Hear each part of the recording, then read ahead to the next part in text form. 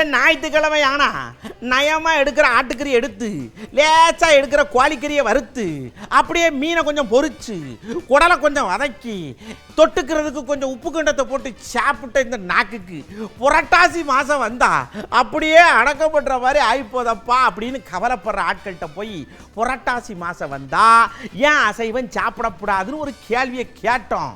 மக்கள் மனமுருகி பதில் சொல்லியிருக்காங்கடா. அதைத்தான் இப்போ மக்கள் கருத்தா பார்க்க போறோம். உகந்த மாசம் புரட்டாசி மாசம் அப்படிங்கிறது. அதனால கறி மீன் பாத்தீங்கன்னா இன்னில இருந்து யாருமே 30 நாளைக்கும் சாப்பிட மாட்டாங்க. ஃபுல்லா நான்வெஜ் எடுக்காம விரதம் எடுப்பாங்க. ஏன்னா கொஞ்சம் நமக்கு கொஞ்சம் நல்லது நடக்கும். ஒரு மாசமா விரதமா இருந்தா பெருமாளை வேண்டிகிட்டே இருக்கணும் மாதிரி அது. அதனால நமக்கு நல்லது நடக்கும்.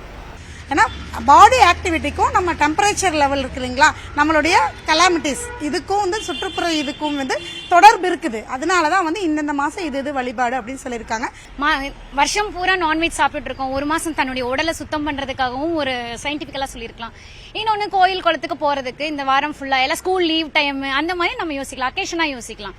நவராத்திரியும் இந்த புரட்டாசி மாதங்கள்ல தான் வர்றது. அது மட்டுமல்லாமல் பித்திருக்கள் பட்சம், அபரபட்சம்னு சொல்லக்கூடிய பித்திருக்களை ஆராதனை பண்ணக்கூடிய ஒரு மாசமாக இந்த புரட்டாசி மாதம் அதுவும் இங்கே எடுக்கப்பட்டிருக்கு. இதில் வந்து மாமிசம் எதுவும் எடுக்காமல் விரதங்கள் இருந்து அந்தந்த தெய்வங்களை நாம் பிரார்த்தனை செய்தோமே ஆனால் எல்லா வளமும் எல்லா நலனும் எல்லாருக்குமே கிடைக்கும் அப்படிங்கிறதுல மாற்றம் இல்லை. அக்கார்டிங் டு சயின்ஸ் வந்து இது வந்து கிளைமேட் சேஞ்ச் ஆகுற சமயம், நமக்கு வின்டர் அண்ட் மழைக்காலம் ஆரம்பிக்குது. அப்போ நமக்கு டைஜஷன் வந்து கம்மியாக தான் இருக்கும்.